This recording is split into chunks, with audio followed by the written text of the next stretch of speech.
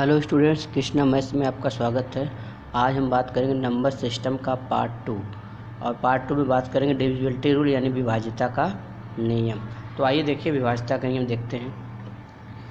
पहले चेक करें दो से विभाज्य संख्याएं, कैसे पता करें कौन सी संख्या दो से विभाज्य है या नहीं। तो आइए उसके लिए ट्रिक सीखते हैं। उसकी ट्रिक क्या है कि आपको दो से विभाज्यता का नियम में क्या ट्रिक याद करना है। इसे दो को कैसे लिखते हैं, अगर दो के पावर 1 मैं लिखूँ तो यानी इसको मैं कह सकता हूँ कि 2 के पावर 1 बराबर 2।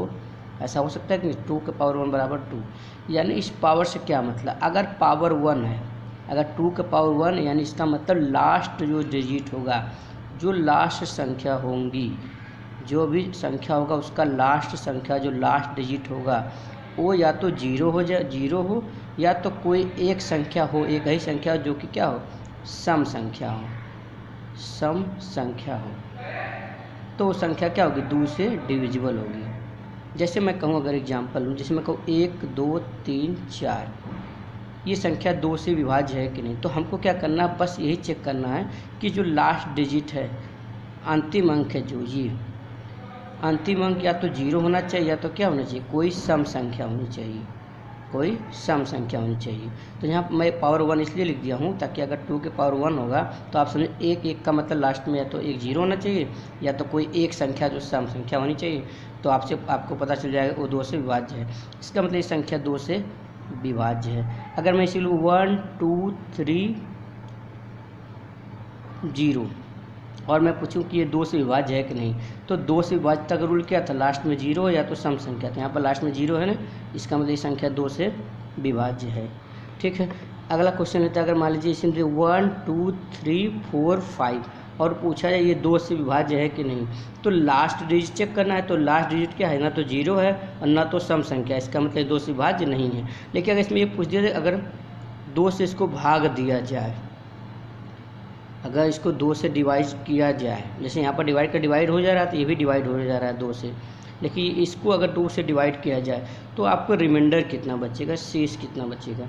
तो अब देखिए, अब आपको पूरे संख्या से भाग देने की ज़रूरत नहीं कि आपको पूरा 12,345, बस लास्ट डिजिट चेक करना है। लास्ट डिजिट चेक करना, लास्ट डिजिट कितना 5 है, तो 5 को अब 2 से भाग दिया, 2 2 जा 4 है, 2 दूनी 4, शेष कितना बचा, 1 बचा। यानी इस पूरी संख्या का अगर हम भाग दें 12,345 2 से, तब भी शेषफल 1 बचेगा।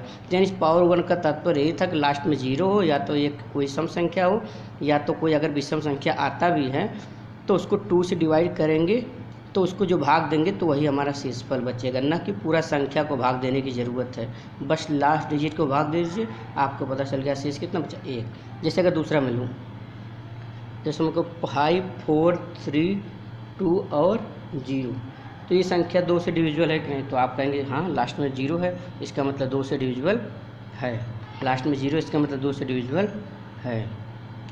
लेकिन अगर इसी को मैं लिखूँ 2 3 1 4 और लिख दूँ 7 और पूछ दूँ ये 2 से डिविजिबल करना, अगर इसको 2 से भाग दिया जाए, अगर इस संख्या को 2 से भाग कितना शेषफल बचेगा। तो शेषफल के लिए आपको पूरी संख्या से भाग देने की जरूरत नहीं है, बस सिर्फ लास्ट डिजिट को देना है, क्योंकि 2 से भाग देना है तो लास्ट डिजिट चेक करना है। तो 2 3 6, यानी शेषफल कितना बचेगा, 1। तो अगर आप पूरा संख्या को भी भाग देंगे तब भी शेषफल कितना बचेगा, 1 ही बचेगा। अब आते हैं 4 से विभाज्यता का नियम देखते हैं। तो 4 से विभाज्यता का नियम क्या बोलता है, देखिए 2 से विभाज्यता था तो आपने 2 के पावर 1 किया, 4 का मतलब क्या होगा, 2 के पावर 2, 2 के पावर 2, इसका मतलब लास्ट में जो लास्ट 2 अंक होने चाहिए, या तो वो 0 होना चाहिए या तो जो भी लास्ट 2 डिजिट होने चाहिए, ये जो लास्ट का 2 अंक होना चाहिए, तो लास्ट का 2 अंक होना चाहिए वो 4 से क्या होना चाहिए, डिविजिबल, या तो 4 से डिविजिबल होना चाहिए या तो लास्ट का दोनों अंक क्या होना चाहिए, 0 होना चाहिए, तब जाकर वो संख्या 4 से विभाज्य होगी। जैसे मैं एग्जांपल लूँ, मैं पूछूँ 1 2 3 4 4, ये 4 से डिविजिबल है कि नहीं, तो हाँ है, क्योंकि लास्ट में हमको 2 डिजिट देख करना है। जब 2 से था तो मुझे 1 डिजिट चेक करना था, क्योंकि 2 पावर 1 था, 2 के पावर 2 का इसका मतलब लास्ट का 2 डिजिट चेक करना है। तो लास्ट का 2 डिजिट यानी 44 4 से विभाज्य है, हाँ 4 से विभाज्य है, 4 से तो 44 कट जाएगा, इसका मतलब पूरी संख्या 4 से कट जाएगी। या फिर मैं लिखूँ 1 2 3 और 0 0, तो लास्ट का 2 संख्या क्या है, लास्ट का 2 संख्या 0 है, इसका मतलब ये संख्या क्या होगी, ये भी संख्या 4 से डिविजिबल है। ये भी संख्या 4 से विभाज्य हो जाएगी। लेकिन अगर मैं दूँ 1 2 3 4 5 और मैं पूछे 4 से डिविजिबल है, अगर इसको 4 से भाग दिया जाए, अगर इसको 4 से भाग दिया जाए तो शेष कितना बचेगा। तो देखिए अगर इसका शेष निकालना हो तो आप पूरी संख्या को भाग मत दीजिए, बस क्या है लास्ट 2 का पावर 2, इसका मतलब लास्ट का 2 डिजिट को सिर्फ भाग दे दीजिए। तो 4 से भाग दें 4 11 में 44, ये शेषफल कितना बचा 1। अगर आप पूरा संख्या को भाग देंगे तब भी 1 ही आएगा, लेकिन ट्रिक से सीखिए कि लास्ट 2 डिजिट को भाग दीजिए, शेषफल कितना आ गया 1 आ गया।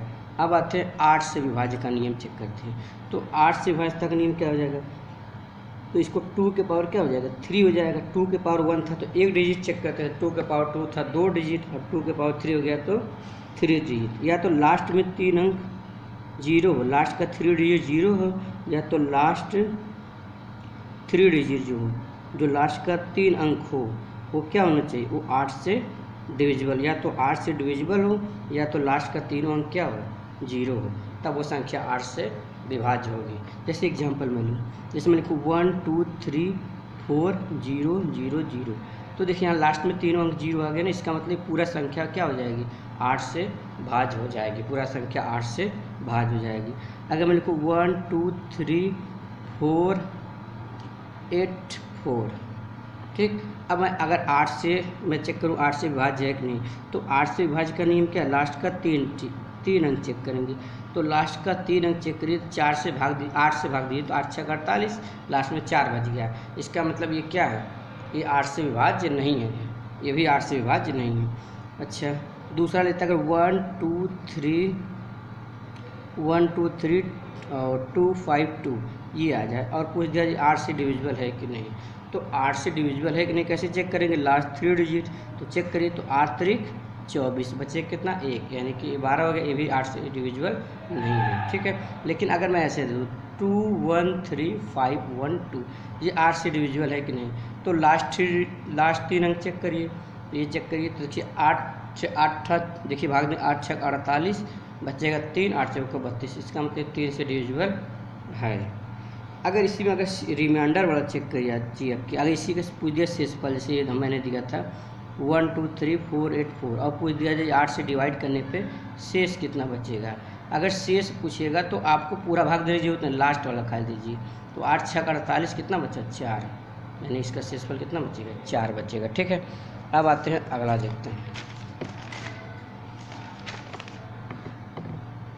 चेक करना कोई संख्या 3 से डिविजिबिलिटी चेक करना, 3 से विभाज्य का नियम चेक करना हो, 9 से चेक करना हो, और 11 से चेक करना हो, और 5 से चेक करना हो, 10 से चेक करना हो। तो 3 का देखिए क्या होता है, अगर कोई संख्या 3 से कब कटेगी, 3 से कटने का रूल क्या होता है, देखिए 3 से कटने का रूल ये होता है कि अगर सभी संख्याओं का अंकों का योग, जो संख्या दिए रहेगा सभी अंकों का योग, जितना भी अंक दिया होगा सभी अंकों का योग, सभी अंकों का योग जो वो 3 से क्या होना चाहिए, अगर डिवाइड हो जा रहा है, अगर 3 से भाज्य हो जा रहा है तो पूरी संख्या 3 से डिवाइड हो जाएगी। जैसे मैं लिखूँ 1 2 3 4 5, ठीक है, और मैं पूछिए 3 से विभाज्य है कि नहीं, तो देखिए तो क्या करेंगे, सभी अंकों का योग, अंकों का योग मतलब 1 + 2 कितना हो गया 3, 3 3 6 6 4 10 10 5 15 15, यानी सभी अंकों का योग कितना आ गया 15।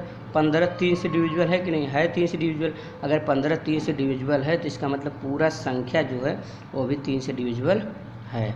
जैसे मैं दूसरा एग्जांपल लूँ 4 5 3 2, और पूछूँ आपसे बताइए 3 से विभाज्य है कि नहीं, तो आप क्या करना 4 5 9 9 3 12 12 2 14, जो 14 आया सभी अंकों का योग करना है, तो ये 14 आया और ये 3 से डिविजिबल है नहीं है, इसका मतलब ये संख्या 3 से डिविजिबल नहीं होगी।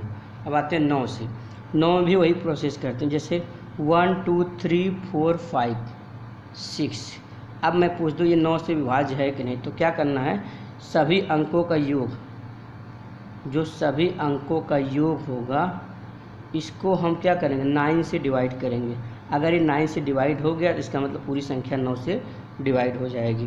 तो चलिए देखते हैं 1 2 3 3 3 6 4 10 5 15 6 21, 21 क्या ये 9 से डिवाइड होगा, नहीं होगा, इसका मतलब इस संख्या 9 से डिविजिबल नहीं है। दूसरा लेते हैं 5 3 6 ये लेते हैं 5364। अब मैं पूछता हूँ 9 से विभाज्य है कि नहीं, तो क्या करेंगे, सभी अंकों का योग 9 से डिवाइड होना चाहिए। तो 5 3 8, 8 6 14, 14 4 18, 18 9 से डिवाइड हो रहा है, इसका मतलब पूरी संख्या क्या हो जाएगी, 9 से डिविजिबल हो जाएगी। अब चेक करते हैं 11 से विभाज्य का नियम। तो 11 से विभाज्य का क्या नियम बोलता है कि सम स्थानों का योग, सम स्थानों का योग और क्या होगा, विषम स्थानों का योग, सम स्थानों का योग और विषम स्थानों का योग। सम स्थानों का योग और विषम स्थानों का योग का जो अंतर होगा वो या तो 0 आना चाहिए या 11 का मल्टीपल होना चाहिए, या तो 11 का क्या होना चाहिए, मल्टीपल होना चाहिए, यानी गुणज होना चाहिए। सम स्थानों का योग और विषम स्थानों का योग का अंतर जो होगा वो 0 आना चाहिए या तो 11 का मल्टीपल होना चाहिए। अगर ये आ गए तो ये पूरी संख्या 11 से विभाज्य है।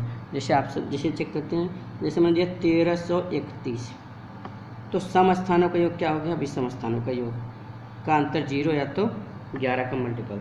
तो देखिए विषम स्थान सम स्थान क्या होता है, देखिए ये क्या है, ये 1 है, ये 2 है, 3 4, तो ये पहले स्थान पे आता है, ये तीसरे स्थान पे आता है, ये दूसरे स्थान पे आता है, ये चौथे स्थान। तो सम स्थानों का योग मतलब देखिए दूसरे स्थान कौन है, 3, तो 3 और सम स्थानों के दूसरा स्थान चौथा स्थान क्या 1 है, 3 1 4। सम स्थानों का योग माइनस विषम स्थानों के मतलब पहले स्थान पे ये आएगा, तीसरे पे आएगा, तो 1 और 3 1 + 3 4, तो 3 1 4 - 4 कितना आ गया 0। तो इसका मतलब ये पूरी संख्या 11 से डिविजिबल है। और भी आप कोई संख्या लीजिए, जैसे मैं लिखूँ 1545 और मैं पूछूँ 11 से डिविजिबल है कि नहीं, तो आप क्या करना, सम स्थानों के योग का मतलब क्या हो गया, देखिए सम स्थानों का योग मतलब देखिए पहले स्थान पे आएगा, तीसरे स्थान पे आएगा, दूसरे स्थान पे आएगा, चौथे 4 1 5 और ये 5 5 10। तो यानी सम स्थानों का योग और विषम स्थानों का जो अंतर होना चाहिए ये हमसे डिफरेंट होगा। डिफरेंट मतलब बड़ा में से छोटा घटेगा, तो बड़ा में से छोटा यहाँ कितना आएगा 5 आएगा। तो इसका मतलब ये संख्या डिविजिबल नहीं है 11 से, क्योंकि इसका अंतर डिविजिबल नहीं है 11 से, तो पूरी संख्या 11 से डिविजिबल नहीं है। और 5 से विभाज्य का नियम क्या होता है, 5 से विभाज्य का नियम होता है लास्ट का डिजिट क्या होना चाहिए, लास्ट डिजिट या तो 0 हो या तो 5 हो। अगर लास्ट का डिजिट 0 या 5 दिख गया तो इसका मतलब पूरा अंक 5 से विभाज्य। जैसे मैं लिखूँ 1 2 3 4 5 और पूछूँ 5 से डिविजिबल है कि नहीं, तो लास्ट का डिजिट कितना 5 है, इसका मतलब ये संख्या पूरा क्या है 5 से डिविजिबल है। मैं देखूँ 1 2 3 4 5 0, ये 5 से डिविजिबल है कि नहीं, तो लास्ट का डिजिट कितना 0 है, तो इसका मतलब पूरा संख्या 5 से डिवाइड होगा। 5 का नियम क्या है, लास्ट का डिजिट या 0 या तो 5 हो। और 10 से विभाज्य का नियम क्या हो गया, 10 का मतलब लास्ट डिजिट कितना होना चाहिए, लास्ट डिजिट 0 होना चाहिए। अगर लास्ट डिजिट 0 है तो अपने 10 से डिवाइड, जैसे एग्जांपल ले ले तो 1 2 3 4 5 0, तो लास्ट 0, इसका मतलब 10 से डिवाइड है, ठीक है। और एक बचता है बहुत इंपॉर्टेंट है क्या, 7 से विभाज्य का नियम क्या होता है।